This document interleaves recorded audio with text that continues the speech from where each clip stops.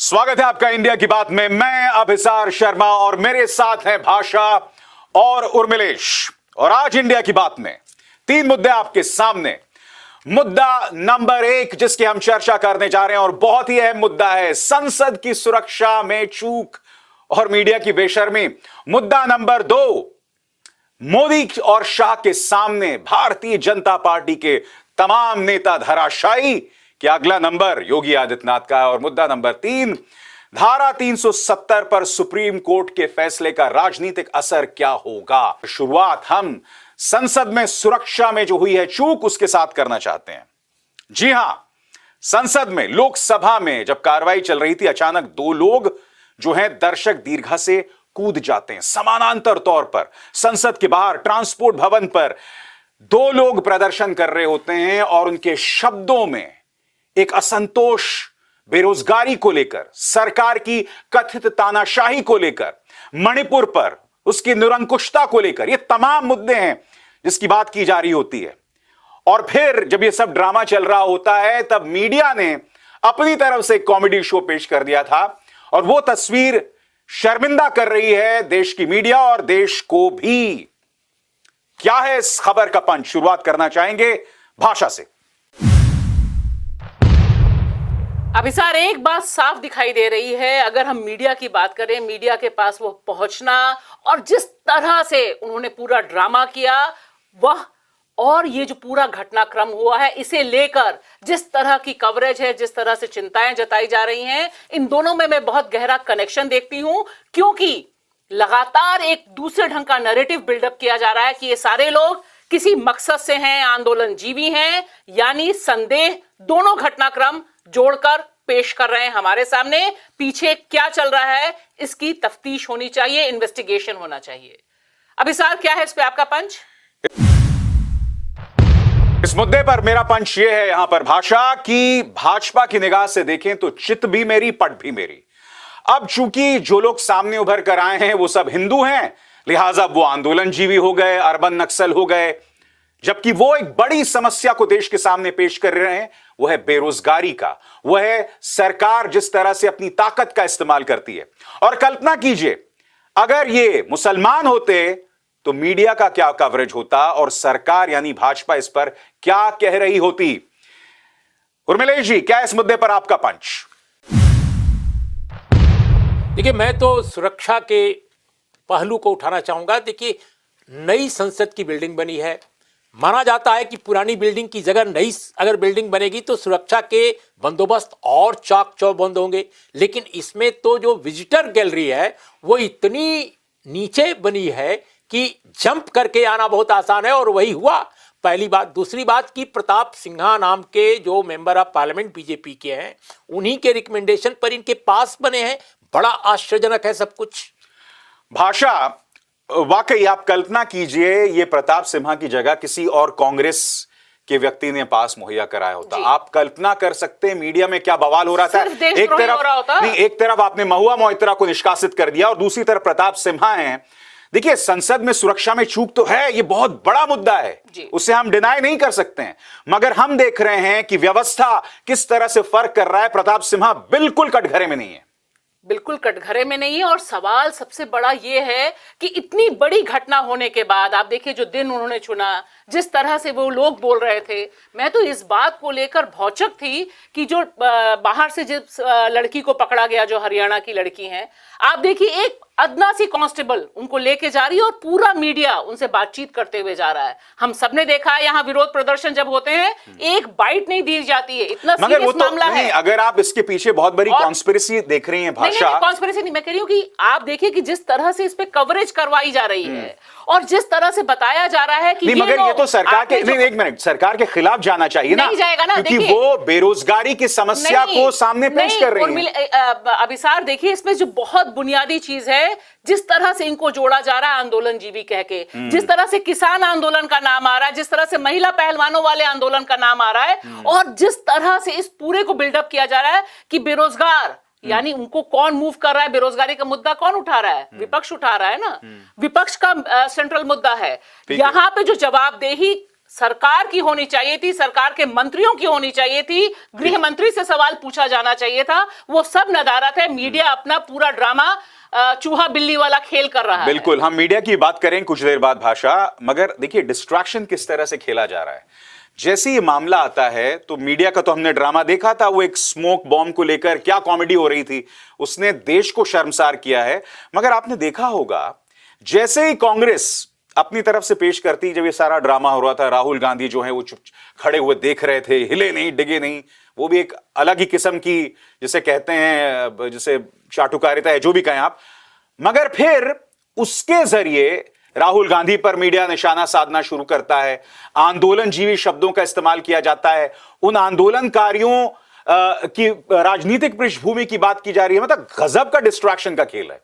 देखिए, इस देश में इस वक्त जो राजनीतिक संस्कृति है उसमें किसी को कुछ भी कहा जा सकता है। अभी मैंने एक मोहतरमा को सुना जो सत्ताधारी पक्ष की हैं, वो बोल रही थी, बाई चांस मैंने टेलीविज़न थोड़ी देर के लिए खोला था, और वो कह रही हैं कि ये महुआ मोइत्रा के लोग हैं। मैं तो हैरत में रह गया कि कौन क्या कब कह देगा। इस सत्ताधारी दल से जुड़ा व्यक्ति या इससे प्रभावित जो माहौल एक है आज का, जिस तरह का माहौल बना दिया गया है, कोई ठिकाना नहीं है इस देश में। कोई लॉजिक की जरूरत नहीं है, किसी तर्क की जरूरत नहीं है, कोई तथ्य की जरूरत नहीं, जो चाहे वो कह दो। मुझे ज़्यादा इंपॉर्टेंट ये लगता है इस पूरे प्रसंग में, क्योंकि वर्षों मैंने पार्लियामेंट कवर किया है, कि पार्लियामेंट एक ऐसी जगह है, आज उसकी स्थिति जो भी हो गई है डेलिब्रेशन के लेवल की, उसकी बात छोड़ दीजिए, कि जहाँ पे लोग डेलिब्रेट करते हैं, जो रिप्रेजेंटेटिव हमारे हैं, वो संवाद करते हैं, समस्याओं पर विचार करते हैं, कानून बनाते हैं, उसकी सुरक्षा निश्चित रूप से बहुत मजबूत होनी चाहिए। आज के दौर में हम एक बार 2001 में देख चुके हैं कि क्या हुआ, वो अलग कहानी है कि उसके बारे में भी तरह तरह की कहानियाँ आती हैं। तो इतने वर्षों के बाद नई बिल्डिंग बनी है, नई बिल्डिंग में आखिर सुरक्षा के चाक चौबंद होने की जो बात है, वो तो सारा मिथ ही टूट गया। आपने जो बनाया है इतना आसान कि जर्मनी से, इजराइल से, न जाने कहां कहां से मशीनें आई हुई हैं, इतनी जांच होती है, आखिर उन मशीनों का हुआ क्या? अगर वो लड़के जूते के अंदर वो लेकर गए थे अपना, क्या बोलते हैं, स्मोक का जो कैन, तो उनकी पहचान क्यों नहीं हो पाई? हमने तो कई देशों में देखा है कि वहां पर फिजिकल चेकिंग कम होती है, जो उपकरण है वही आपको बता देते हैं कि आपके अंदर क्या है क्या नहीं है। आपकी सारी की सारी मशीनरी किस काम की है, पहली बात। दूसरी बात, जो मेजर एक प्रश्न है स्ट्रक्चरल इस पार्लियामेंट की बिल्डिंग का, कि जो दीर्घा बनाई गई है उससे जो सभा कक्ष की दूरी है बहुत कम है। ऐसा तो कभी नहीं, आप पुरानी पार्लियामेंट का देख लीजिए, वहां से तो जंप करना असंभव है, मर जाते हैं। बिल्कुल, जो जंप करेगा वही मर जाएगा। मुझे एक चीज और लग रही है, तो ये ही भयानक, कि पूरी बहस को देख के लग ही नहीं रहा कि सरकार किसकी है। अरे भाई, पार्लियामेंट आपकी, सरकार आपकी, सुरक्षा आपकी, जवाबदेही तो आपके मंत्रियों की बनती है। सवाल तो ये पूछा जाना चाहिए कि सुरक्षा में चूक हुई तो जिम्मेदार कौन? आप देखिए पूरी डिबेट जो मीडिया में चली कल, एक व्यक्ति यह सवाल नहीं उठा रहा था कि देश के गृह मंत्री कब जवाब देंगे, सुरक्षा का मामला है।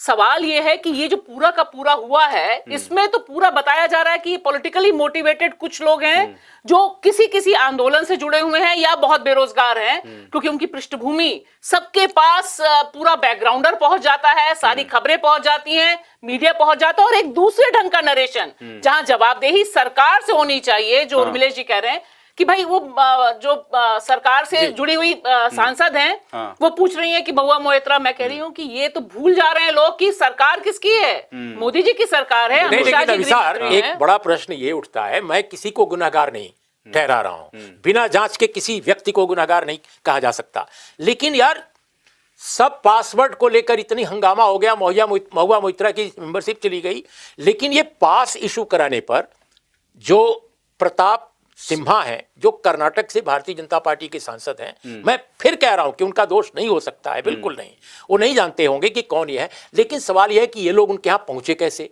उनके दफ्तर से पास जारी कराने का रिकमेंडेशन कैसे मिल गया, क्या एक मामूली पड़ताल भी कराई गई, ये सवाल है। ये मुझे सवाल नहीं पता उठा रहा है क्या लग रहा है, मुझे यहाँ ये लग रहा है कि भारत के लिए, ये भारत की साख के लिए ये बहुत ही घातक है, क्योंकि देखिए एक तो नई संसद थी, वहां पर ये चीज होती है, एक तरह से पहला मुकम्मल सेशन यहां पर हो रहा है नई संसद में, यह चीज हो जाती है, वो भी 13 दिसंबर को। और सबसे शॉकिंग जो तस्वीर सामने उभर कर आ रही थी, जिसको देखकर हमने बहुत उसका लुत्फ उठाया, उसके सामने अनुभव बस्सी का स्टैंड अप शो फेल है, कपिल शर्मा का कॉमेडी शो फेल है, मीडिया की जो हरकत थी, बाप रे, मैंने ऐसी तस्वीरें आज तक नहीं देखी। भाषा जो हो रहा था वहां पर, वो जिस तरह से दौड़ रहे थे, जिस तरह से वो एक दूसरे से भिड़ रहे थे, और सब आसपास के लोग जो थे उसे देख के हंस रहे थे। इन्हें तब भी शर्म नहीं आ रही थी कि तुम कर क्या रहे हो। और मुझे लग रहा था ये कि ये इतनी बड़ी सुरक्षा चूक है जिसमें आप उसको लेकर एक कॉमिक शो कर रहे हैं। मुझे तो ये भी बड़ी हैरानी लगी कि अगर ये ओरिजिनल था, जो वो हाथ में लिए हुए थे, जैसा कि बता रहे थे कि यही हमारे पास है, एक्सक्लूसिवली हमारे पास है, तो सबसे बड़ी बात कि ये एक एविडेंस था।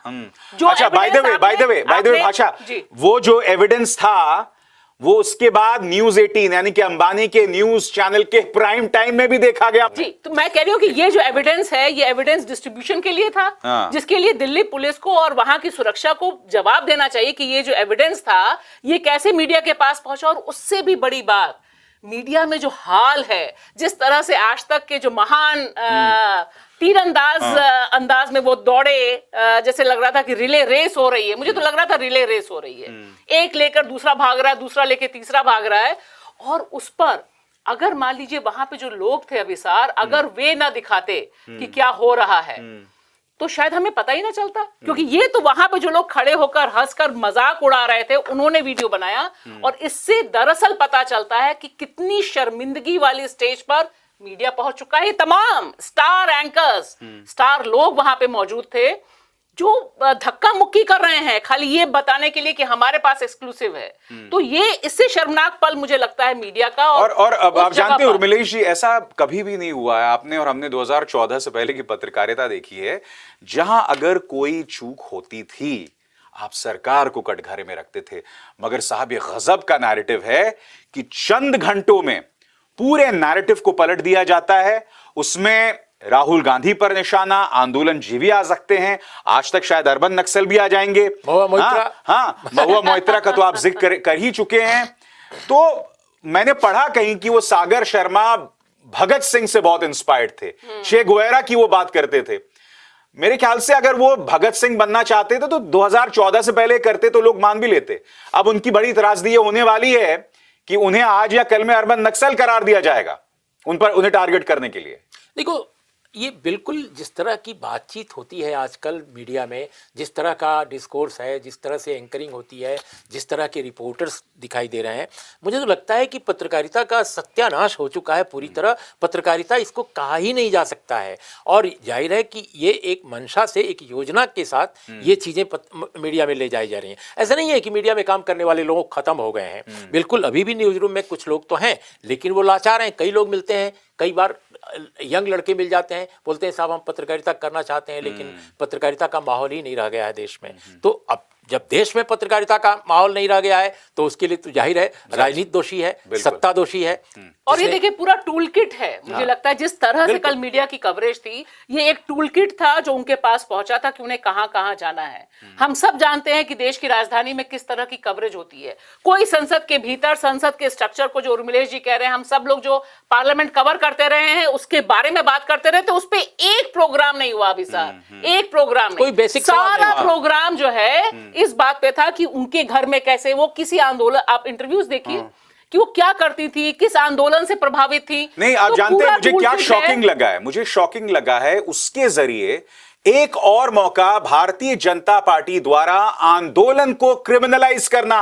ये वो देश है जिसने सत्याग्रह जैसा खूबसूरत शब्द इस दुनिया को दिया है, जिसने गांधी जैसी आवाज इस दुनिया को दी है। आज तुम आंदोलन, उसे तुम क्रिमिनलाइज कर रहे हो। पूरी जो कवरेज थी, चाहे टूल किट जो कि जोशी जी का जारी किया होगा, या फिर मीडिया ने जिस तरह से कवरेज की है। बहरहाल अब हम रुक करेंगे अपने दूसरे मुद्दे का, और दूसरा मुद्दा कौन सा है दोस्तों? मुख्यमंत्रियों का ऐलान हो गया है, और यकीन मानिए दोस्तों, मध्य प्रदेश में जिस मुख्यमंत्री के नेतृत्व में 160 सीटें मिली वो नहीं, उनकी जगह मोहन यादव। छत्तीसगढ़ में विष्णु साई को बना दिया गया, जो कि आदिवासी पृष्ठभूमि के हैं। उसी तरह से वसुंधरा राजे सिंधिया को दरकिनार करते हुए भजन लाल शर्मा राजस्थान के मुख्यमंत्री हैं। यानी कि प्रधानमंत्री नरेंद्र मोदी सबको हैरत में डाल रहे हैं, आश्चर्यचकित कर रहे हैं। अब ये सवाल किया जा रहा है कि इसके जरिए पूरा जो भाजपा का नेतृत्व है वो प्रधानमंत्री के शब्द के सामने धराशायी हो गया। और यह सवाल किया जा रहा है कि क्या अगला नंबर मुख्यमंत्री आदित्यनाथ का भी हो सकता है, क्योंकि वो इकलौते ऐसे शख्स हैं जो प्रधानमंत्री और अमित शाह के सामने टिके हुए हैं, और न सिर्फ टिके हुए हैं बल्कि उनका और गुजरात लॉबी के बीच में जो द्वंद्व होता है उत्तर प्रदेश प्रशासन के अंदर, उसमें वो भारी भी साबित होते हैं। क्या है इस मुद्दे का पंच, बताएं भाषा। अभिसार, एक बात बिल्कुल साफ है, इसमें मोदी जी और मोदी जी, यानी मैं ही हूं, मैं ही हूं, मैं ही हूं। प्रधानमंत्री से लेकर मुख्यमंत्री सिर्फ एक चेहरा, जो चुनाव प्रचार में हमने 5 राज्यों में देखा था, मोदी जी के अलावा कोई नहीं। मुख्यमंत्री पद को भी वह एक रबड़ स्टैंप के तौर पर, और ऐसा रबड़ स्टैंप जो तीनों की आपने बात की, जहां सिर्फ नफरत और गाली गलौज वाली भाषा करने वाले ये तीनों लोग हैं जो हमारे सामने हैं। अभिसार, क्या है इस पे आपका पंच?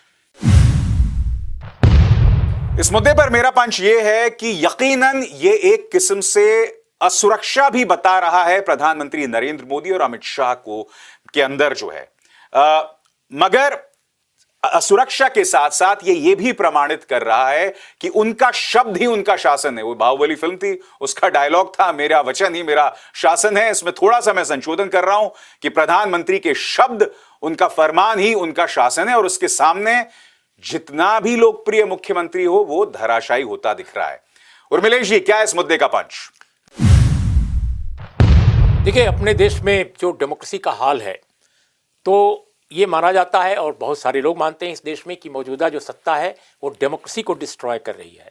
तो अपने अंदर वो पार्टी डेमोक्रेसी कैसे मेंटेन कर सकती है? तो जो बाहर वो कर रहे हैं वो अपने पार्टी के अंदर भी कर रहे हैं। और ये बताता है कि विधायक दल में कोई विधायकों से मशविरा नहीं, ऊपर से आदेश, यहां तक कि कंसल्टेशन के लिए यह भी नहीं किया जाता है कि भाई विधायकों की राय इतनी विभाजित है तो आला कमान तय करे। पर्ची केवल आ जाती है, पर्ची केवल पढ़ दी जाती है। यह हाल मुख्यमंत्री चुनने का हो गया है। वाकई ये अपने आप में कितनी अजीबोगरीब बात है कि आप पर्ची के जरिए फैसला कर रहे हैं। भाई ये लोकतंत्र है, विधायक को यह फैसला करना चाहिए कि किसे मुख्यमंत्री बनाया जाए। पर्ची के जरिए जो है वही चीज जो पार्टी के अंदर है, उर्मिलेश जी, वही चीज दिखाई देती है हमें देश में भी। आप पर्ची के तौर पर फैसला कर रहे हैं, जो आरएसएस का स्टाइल था अब वो पार्टी के अंदर है, पर्ची के जरिए फैसला किया जा रहा है। और आपने देखा होगा कि वसुंधरा राजे सिंधिया के होश उड़ गए थे, शिवराज सिंह चौहान की चेहरे की हवाइयां उड़ी हुई थी। तो हम ये कह सकते हैं कि ये लोकतंत्र जो है पर्ची तंत्र में तब्दील हो गया है। आप जो है ये केवल अनायास नहीं हुआ है। मेरा ये मानना है कि आरएसएस की पूरी जो फिलॉसफी है वो डेमोक्रेसी के बिल्कुल निषेध है, उसका एंटी है। क्योंकि डेमोक्रेसी में विश्वास नहीं करते हैं, वो जनता नहीं कहते, अवाम नहीं कहते, वो हमेशा प्रजा कहते हैं। उनके दिमाग में हमेशा रहता है कि प्रजा और राजा। और यही कारण है कि जम्मू कश्मीर का में आप देखिए, वो मोनार्की के पक्ष में थे, वो महाराजा हरि सिंह के पक्ष में थे। उस दौर में जब एक्सेशन का इंस्ट्रूमेंट साइन अभी नहीं हुआ था, वो चाहते थे कि यहाँ पर राज बने, वो भारत से अलग रहे, पाकिस्तान से अलग रहे, और वो एक राज की तरह रहे जैसे उनका राज बने। ठीक वही स्थिति आज भारत पे है कि वो जनता को, विधायक तंत्र को, सदस्यों को कोई मतलब ही नहीं है। जो राजा चाहेगा, राजा 2 हो सकते हैं, 3 हो सकते हैं, कोई एक राजा आरएसएस में बैठे, एक राजा यहाँ बैठे, जो तय करना हो करेंगे। आपने एक दिलचस्प बात का जिक्र किया कि इनमें से कुछ ऐसे लोग भी हैं जिनका एक नफरती इतिहास है। और आपने देखा होगा मध्य प्रदेश के मुख्यमंत्री जैसे ही बनते तो पहला फरमान क्या होता है? लाउड स्पीकर्स बंद कर देना, खुले में मांसाहार जो है उसको बंद कर देना। और स्वाभाविक सी बात है, इसके जरिए क्या निशाना है? कोई शिक्षा की बात नहीं, कोई सकारात्मक मुद्दों की बात नहीं। और पहली चीज, यानी इनको भी ये लगता है कि भैया अगर मुझे अपना वजूद स्थापित करना है, अपनी उपस्थिति दर्ज करनी है, तो यही तमाम चीजें मैं कर सकता हूं। मेरा दूसरा कहना है, क्या इनको लाया भी इसलिए गया है ताकि जो बचे कुचे दिन है, 3-4 महीने बचे हैं, उसके जरिए एक कट्टर किस्म की चीज जो है वो इन तमाम राज्यों में फैलाई जाए? जिसके जरिए वोट का रास्ता आसान हो जाता है? क्योंकि देखिए ये बात बिल्कुल सही है विसार कि इन तीनों को छत्तीसगढ़ वाले जो बने हैं, साई जी बने हैं, उनकी भी वीडियो सामने है, जिस ऑडियो सामने आए हैं जिसमें वो लगातार अभद्र भाषा का इस्तेमाल कर रहे हैं, बकायदा मतलब वो भाषा हम यहाँ पर बोल भी नहीं सकते हैं जो वो सामने आई है। तो दो चीजें इन्होंने की हैं। आपने पर्ची तंत्र की बात की, मैं कह रही ये मोदी तंत्र है, यानी सिर्फ मेरा चेहरा रहेगा, मैं चुनाव जिता के लाऊंगा और उसके बाद जिसको मैं सोचूंगा जो मेरे हिसाब से चल सकता है उसको सामने रख दूंगा। और यहां 3 राज्यों में तो इस तरह के चेहरे हैं अभिसार कि अगर मैंने जो भारतीय जनता पार्टी के नेताओं से बातचीत की, वे भी बता रहे हैं कि इन्होंने इससे पहले कुछ किया हो। एक तो जनाब पहली बार ही विधायक बने हैं, तो इनका तो कोई इतिहास ही नहीं है इससे पहले कि उन्होंने कोई अपने इलाके को भी मैनेज किया हो। मकसद बिल्कुल साफ है कि यहां पर यह डिसाइड करना है कि सिर्फ हिंदू मुसलमान करके एक बड़े पैमाने पे तनाव को बिल्डअप करना है, क्योंकि ये तीनों राज्य बहुत अहम है 2024 के लिए, एजेंडा सेटिंग के लिए। और साथ ही साथ जो भी छोटे मोटे चैलेंज हैं, आप देखिए इन तीनों के चुनाव के साथ वो सारे चैलेंज खत्म होते हैं। और हम सब जानते हैं इसका एक चिलिंग इंपैक्ट उत्तर प्रदेश की राजनीति में पड़ना शुरू हो गया है, अगर आप ब्यूरोक्रेट से बात करें तो। मैं यहां, अब चूंकि आपने उत्तर प्रदेश का जिक्र किया, मैं उसे बाद में लाने वाला था, मगर चूंकि आप कर चुकी हैं यहां पे, उर्मिला जी, आपको लगता है कि अब अगला कदम जो है, अगला निशाना मुख्यमंत्री आदित्यनाथ पर हो सकता है? क्योंकि हम लगातार देख रहे हैं, एक एक्सपेरिमेंट करने की कोशिश की थी मोदी जी ने, अरविंद शर्मा को भेजा था, फॉर्मर आईएएस, उनको पूरी तरह से साफ कर दिया मुख्यमंत्री आदित्यनाथ ने। उन्हें काफी दिनों तक तो दफ्तर ही नहीं मिला, बाहर खड़े रखा जाता था उन्हें। तो गुजरात लॉबी उन पर हावी नहीं हो पाई, और गुजरात लॉबी में वो बिल्कुल कसमसाहट है मुख्यमंत्री आदित्यनाथ को लेकर। क्या आपको लगता है कि अगला कदम या अगला निशाना मुख्यमंत्री आदित्यनाथ हो सकता है, या उनका रसूख इतना है, मठ से जो उन्हें जनादेश मिला है वो इतना मजबूत है, और उनका भगवादारी जो वेशभूषा वो इतना मजबूत है कि उन्हें छू नहीं सकते प्रधानमंत्री नरेंद्र मोदी? देखिए, इसका जवाब मैं तुरंत देता हूं, लेकिन इसके पहले 1-2 लाइन आपके पिछले सवाल से उठे सवाल विमर्श को लेकर है। देखिए, मुझे लगता है कि आदिवासी और पिछड़े वर्ग से जो मुख्यमंत्री बनाए गए हैं इस बार मध्य प्रदेश में और छत्तीसगढ़ में, उसके पीछे एक राजनीति है आरएसएस बीजेपी की, कि जिस तरह का वो हिंदुत्वीकरण चाहते हैं समाज में, उसका विरोध सबसे अधिक कहाँ है इनके शासन को लेकर? वो दलितों में है, पिछड़ों में है, आदिवासियों में है।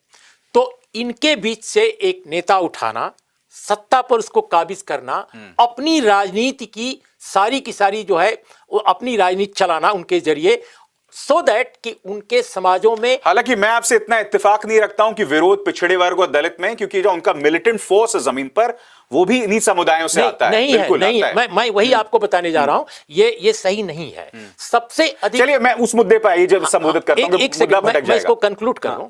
देखिए, इसमें सबसे अधिक विरोध आज भी सत्ता का जो है वो दलित, पिछड़े और आदिवासियों में है। इसको काउंटर करने के लिए उन्होंने उन्हीं वर्गों से अपने नेता खड़े कर रहे हैं जो उनकी पसंद नहीं है। नहीं, अगर विरोध होता तो इतने व्यापक पैमाने पर आपको जनादेश कैसे मिलता? जनादेश सिर्फ मिल रहा है जातियों के आधार पर थोड़ा मिलता जनादेश। No, they are working very hard in these masses. इस तरह के समाजों में वो बहुत मेहनत कर रहे हैं। जो मैंने सवाल पूछा था कि यूपी क्या अगला निशाना हो सकता है? मुझे लगता है योगी आदित्यनाथ अगला निशाना हो सकता है? मेरा मानना यह है कि जो मोदी तंत्र है और जो फेडरल स्ट्रक्चर संघीय ढांचे पर हावी है, उसमें कोई भी बचने वाला नहीं है, चाहे वो योगी जी भी हो। और इसकी मिसाल आपको बनारस से मिलती है।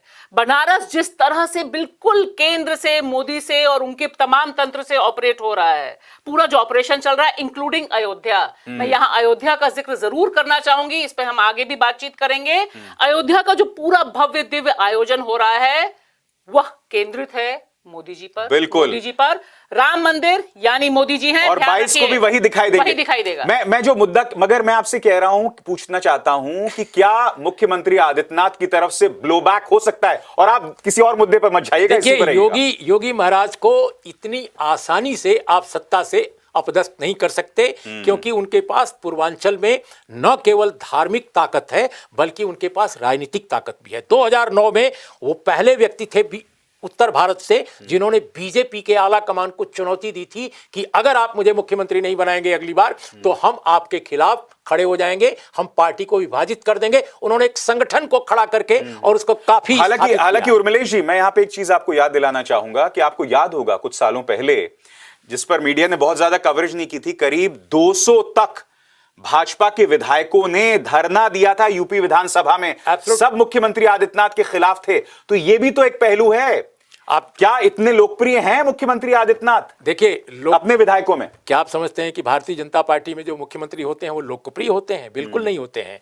सवाल इस बात का है कि जो नीतियां उनकी हैं वो लोकप्रिय उनको नहीं रहने देती हैं, लेकिन through media, through political mobilisation जो उनकी पार्टी का है, संघ का है, उसके जरिए उनको एक तरह से वरदहस्त प्राप्त हो जाता है कि आप काम कीजिए। कुछ एक अगर हलकों में छोड़ दिया जाए तो शिवराज सिंह चौहान बीजेपी के मुख्यमंत्रियों में ज्यादा बेहतर परफॉर्म कर रहे थे और समाजों में अपने कार्यक्रमों के जरिए, जैसे अशोक गहलोत कर रहे थे अपने राजस्थान में कांग्रेस के मुख्यमंत्री के तौर पे। लेकिन योगी महाराज की असल ताकत जो है वो वही है जो आरएसएस की ताकत है। देखिए, इसीलिए मुझे लगता है कि जो अब real challenge with in BJP रह गया है वो योगी जी का चेहरा है। बाकी तीन लोग तो साइड लाइन हो गए हैं। खासतौर से अगर आप वसुंधरा की बात कीजिए और शिवराज जी की बात कीजिए तो निश्चित तौर पे, और इनको भी हटाने में ऐसा नहीं हुआ कि बीच में हटा दिया गया है। चुनाव हुआ, चुनाव के बाद मतलब 54 सीट्स मध्य प्रदेश में ज्यादा आई हैं, हम ये नहीं भूलें। उसके बाद भी शिवराज नहीं बने। तो हमें ये प्रिडिक्ट करने, मुझे लगता है हम लोग यहाँ पे नहीं कर सकते हैं कि कैसे करेंगे, क्या करेंगे। चैलेंज है और यह चैलेंज किस तरह से डील करेंगे, यह अयोध्या के जो दिव्य दर्शन हमें होंगे, जो पूरा आयोजन हो रहा है, उसके जरिए भी हम इसे क्योंकि आपको याद है चंपक राय बोल चुके हैं कि भैया कोई भी संवैधानिक पद पर बैठा व्यक्ति उस दिन ना आवे। हालांकि संवैधानिक पद पर मोदी जी भी हैं जी, मगर उनका साफ कहना था कोई मुख्यमंत्री वहां ना पहुंचे। तो वो जो उनका लहजा था उससे स्पष्ट हो गया कि 22 जनवरी को सिर्फ और सिर्फ मोदी जी। तो शो कैसा रहेगा। और निश्चित तौर पर उनको 2024 तो चाहिए ही चाहिए। तो 2024 तक तो योगी जी वहां पर हैं ही, ये तो हम मान ही के चल रहे हैं। और अब हम रुक करते हैं एक और अहम खबर का। सुप्रीम कोर्ट का फैसला आ जाता है धारा 370 पर। उस मुद्दे को लेकर भारतीय जनता पार्टी हमलावर हो जाती है, नेहरू के बारे में चीजें बोलनी शुरू करती हैं। और यह ना भूलें कि 22 जनवरी को राम मंदिर का भी उद्घाटन हो रहा है। जब ये दोनों मुद्दे मिला दिए जाते हैं तो अपने आप में ये एक राजनीति की ओर इशारा करते हैं। क्या इस मुद्दे का पंच, बताएंगे उर्मिलेश। देखिए, 370 भारतीय जनता पार्टी के लिए हाल के वर्षों में कश्मीर में नहीं बल्कि कश्मीर के बाहर शेष भारत में सांप्रदायिक स्तर पर मोबिलाइजेशन का एक जरिया रहा है, क्योंकि 370 में कुछ बचा नहीं रहा है। अगर उसकी आप 90% उसके प्रावधानों को देखिए, वो ऑलरेडी कांग्रेस रिजीम में बहुत पहले खत्म किए जा चुके थे और हार्डली 10% चीजें बची थी। आप उनके जरिए लाठी पीट रहे हो कि देखो जी हमने सांप मार दिया, हमने ये कर दिया, हमने वो कर दिया। तो ये फालतू बात है। मोबिलाइजेशन का वो एक जरिया रहा है। भाषा, क्या इस मुद्दे का पंच? देखिए, एक बात बिल्कुल साफ है, बीजेपी आरएसएस का जो एजेंडा है उस पर मुहर है यह फैसला। और इसे लेकर बहुत बड़े पैमाने पर आरएसएस और भारतीय जनता पार्टी ने इस संसद में भी तैयारी शुरू कर दी है। 2024 में इसका असर दिखेगा। और जिस तरह से जम्मू कश्मीर को लेकर 2 कानून जो पारित हुए हैं वह बता रहे हैं कि आने वाले दिन और ज्यादा घाटी के लिए मुश्किल वाले होंगे, क्योंकि जम्मू को ज्यादा रिप्रेजेंटेशन मिल रहा है। लिहाजा 2024 में 370 की विजय गाथा भारतीय जनता पार्टी और मोदी जी के लिए एक अहम कारण बनेगी और उसे वो इस्तेमाल करेंगे। अभिसार, क्या है इस पे आपका पंच? इस मुद्दे पर मेरा पंच यह है कि एक तरफ धारा 370 पर सुप्रीम कोर्ट का फैसला, दूसरी तरफ राम मंदिर को लेकर जो उग्र तेवर अपनाए जाएंगे, जिसका ट्रेलर हमें अभी से दिखाई देता है अलग अलग बयानों के जरिए, चाहे वो चुनाव में अमित शाह का बयान हो, प्रधानमंत्री का बयान हो, योगी आदित्यनाथ का बयान हो। तो ये जब दोनों चीजें एक साथ मिल जाती हैं तो ये किस्म की अभेद्य राजनीति बन जाती है और विपक्ष के लिए बहुत बड़ी चुनौती। वो इसका कैसे सामना करेंगे, इसके लिए उन्हें सोचना पड़ेगा। तो आपको लग रहा है एक तरह से भाषा कि जिसे कहते हैं ना मिलिटेंट नेशनलिज्म, ये और उग्र होने वाला है। धारा 370, फिर उसके साथ जब आप राम मंदिर के उद्घाटन की बात करते हैं, भाई हम उनको लेकर आएंगे जो रामलला को लेकर आए। तो ये जब दोनों चीजें मिल जाती हैं तो विपक्ष के पास क्या विकल्प रह जाता है भाषा ऐसे में? देखिए, विपक्ष के पास इस समय इन दोनों से निपटने का फिलहाल कोई एक पुख्ता ना एजेंडा दिखाई दे रहा है, ना उस तरह की एकता दिखाई दे रही है। और 370 पे जो चर्चा हम कर रहे हैं वो इसलिए भी अहम है क्योंकि अयोध्या फैसले के बाद 370 वाला जो फैसला है, एक क्रम पूरा सर्कल पूरा होता है। और फालियस नरिमन जो कानूनविद हैं विश्वविख्यात, उनका कहना बिल्कुल साफ है कि कोर्ट से इससे ज्यादा कोई उम्मीद थी नहीं। कपिल सिब्बल ने भी कहा कि कुछ लड़ाइयां हारने के लिए ही लड़ी जाती हैं। ट्वीट पहले ही कर दिया था, तो फैसले से पहले कर लिया। और कश्मीर में जितने लोगों से हमने बातचीत की है वो सब बता रहे थे कि इसी तरह से होगा। दिक्कत इस बात की है कि जो agenda setting Bharatiya Janata party या यूं कहिए कि मोदी तंत्र करना चाहते हैं उसी तरह से चल रहा है। इसका काट करने के लिए जिस तरह की तैयारी विपक्ष की होनी चाहिए, फिलहाल विपक्ष बिखरा हुआ, घबराया हुआ, क्योंकि सारे तंत्र इस समय मोदी जी के पक्ष में है और 370 को प्रचार प्रसार वो पहले ही कर चुके हैं। और यह दो तमगे होंगे, एक तरफ अयोध्या होगा रामलला और एक तरफ 370 होगा। उर्मिलेश जी, मैं बार बार जो मिलिटेंट नेशनलिज्म की बात कर रहा हूं, यानी कि उग्र राष्ट्रवाद की बात कर रहा हूं, उसकी हमें झलक मिलती है। भाई, आप नेहरू को लगातार गाली दे रहे हैं और उनमें से अधिकतर जो अमित शाह के बयान हैं वो तथ्यों पर आधारित नहीं है। इसके अलावा जिस तरह से उमर अब्दुल्ला को नजरबंद करके रखा गया था, ताला लगा के रखा गया था, यह भी सांकेतिक तौर पर कुछ कह रहा है। जब हम दोनों चीजों को जोड़ते हैं तो भविष्य की राजनीति की ओर एक इशारा मिल जाता है, हमें संकेत मिल जाता है। बिल्कुल आप सही कह रहे हैं। और देखिए 370 को लेकर जो सुप्रीम कोर्ट का फैसला है, उसका जो सबसे निगेटिव या सबसे चिंताजनक जो पार्ट है वो ये कि माननीय सुप्रीम कोर्ट ने 370 पर जो कहा वो तो आप लोग सभी कह रहे हैं कि अप्रत्याशित सा था, लोग पहले ही समझ रहे थे कि क्या, हम उस पर भी नहीं जाएंगे कि कोर्ट के बारे में कोई अंदाज लगाया जाए। लेकिन जो उन्होंने याचिका का एक दूसरा पहलू था जो बहुत महत्वपूर्ण था, वो ये था कि राज्य का विभाजन क्या केंद्र बिना किसी मशवरे के कर सकता है राज्य के? ये बहुत बड़ा मसला है, क्योंकि तमिलनाडु को कल आप बांट दीजिए, कब कर्नाटक को कोई बांट देगा? नहीं, मैं एक चीज यहां जोड़ना चाहता हूं। कल्पना कीजिए कल को बिहार में भाजपा सत्ता में नहीं आती अगले चुनाव में, तो वो बिहार के बारे में, बिहार को तोड़, मतलब बिहार को अलग अलग स्टेट्स में इस तरह से डिवाइड कर दें। ये बहुत खतरनाक। और मुझे लगता है कि माननीय सुप्रीम कोर्ट को उस पर जरूर अपनी ओपिनियन देनी चाहिए थी। ये देश के एक स्वतंत्र नागरिक के तौर पे, अभी भी स्वतंत्र हम हैं, तो इस नाते हमें ऐसा लगता है कि माननीय सुप्रीम कोर्ट को इसको नहीं छोड़ना चाहिए था सरकार पर, इसको स्वयं अपने ऊपर लेकर इस पर कमेंट करना चाहिए थी। याचिका का पार्ट है ये। तो एक तो ये पहलू मुझे ऑन रिकॉर्ड आपके इस कार्यक्रम में जरूर कहना था। दूसरी बात जो आप पूछ रहे हैं कि देखिए अभी जो हालात हैं कि विकल्प की जो ताकतें हैं वो इस पूरी तैयारी जो भारतीय जनता पार्टी की है 2024 के लिए, उसको वाकई उसका आकलन वो नहीं कर पा रही हैं कि कितनी जबरदस्त तैयारी है। और कांग्रेसी जो तीनों मुख्यमंत्री, सॉरी 1 2 3 दो मुख्यमंत्री 3 राज्यों में, ये दोनों मुख्यमंत्रियों का जो प्रयोग है शासन का, वो बताता है कि हिंदी भाषी क्षेत्रों में कांग्रेसी मुख्यमंत्री, कांग्रेसी शासन पूरी तरह विफल हो जाता है 5 साल शासन करने के बाद। दक्षिण का प्रयोग बिल्कुल डिफरेंट है। अब आप देखिए, भले 5 साल सरकार उनकी नहीं थी पीछे, लेकिन सीधा रवैया और डी शिव कुमार की सरकार पर आप नहीं कह सकते कि वो काम नहीं करना चाहते या काम नहीं करते।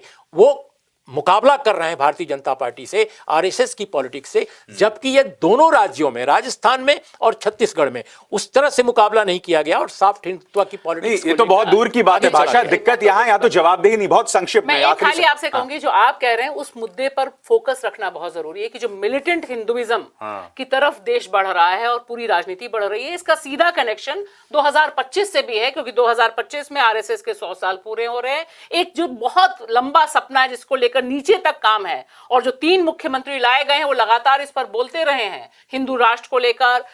जिस तरह से पूरा इनकॉन्स्टिट्यूशनल आप मीट बैन कर देते हैं, बिक्री पर रोक देते हैं, यानी एजेंडा बिल्कुल साफ है 2024 का, मिलिटेंट नेशनलिज्म विद इस तरह के तमाम जो उपकरण हैं उनके पास, और जिसमें उनके पास 370 पर एक दूसरे ढंग की विजय गाथा है कि हमने 50 साल पहले शुरू किया था काम और आज देखिए हम यहां तक ले आए। और ये जमीन पर महसूस होता है इस चुनाव कवरेज में। जब मैं बात कर रही थी लोगों से तो लोगों ने कहा देखिए कश्मीर को तो ठिकाने लगा दिया, वहां पे तो आज हम जा सकते हैं, वहां पे आज हम ये कर सकते हैं, यानी मैसेज वो नीचे तक ले जा रहे हैं। बहुत काम करने की जरूरत है अपना अल्टरनेटिव नैरेटिव बिल्डअप करने के लिए विपक्ष को। बहुत बहुत शुक्रिया उर्मिलेश जी और भाषा, आप दोनों का इंडिया की बात में।